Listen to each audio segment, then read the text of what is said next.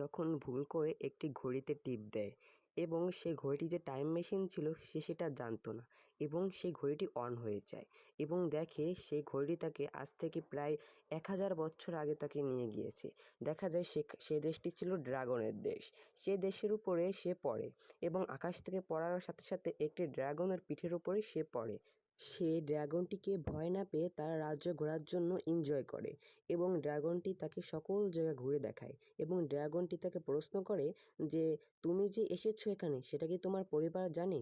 মেয়েটি বলে, না, আমি ভুল করে এখানে চলে এসেছি, কিন্তু আমার খুব ভালো লাগছে। হঠাৎ মেয়েটি সেই টাইম মেশিনটি তাকে দেয়, যেটি থেকে ড্রাগনরা অনেক উপকার পেতে পারে।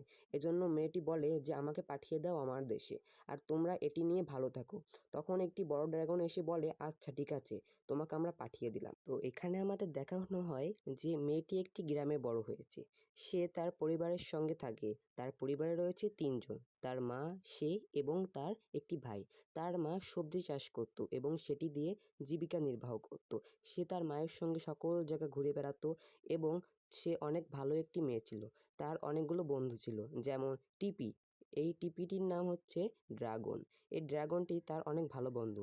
এছাড়া সে ড্রাগনের সঙ্গে অনেক গল্প করে, অনেক ঘুরে বেড়ায় এবং মজা করে। সে ড্রাগনটিকে অনেক ভালোবাসে এবং ড্রাগনটিকেও সে অনেক ভালোবাসে। তার একটি আরও ভালো বন্ধু রয়েছে। সে হলো একটি কুকুর। সে কুকুরটিও তাকে অনেক ভালোবাসে এবং কুকুরটিকেও সে অনেক ভালোবাসে। তার ভাই রয়েছে জেনিফার, যে একটি জাদুই মানুষ। সে জাদু জানে। সে টাইম মেশিনটি বানিয়েছিল এবং সে টাইম মেশিনে সে চলে গিয়েছিল এবং তার এই জাদুর ফলে সেই মেয়েটি অনেক জায়গায় ভ্রমণ করতে পেরেছে। এরকম ভালো ভাইয়ের জন্য সকলে লাইক সাবস্ক্রাইব তো করতেই পারেন।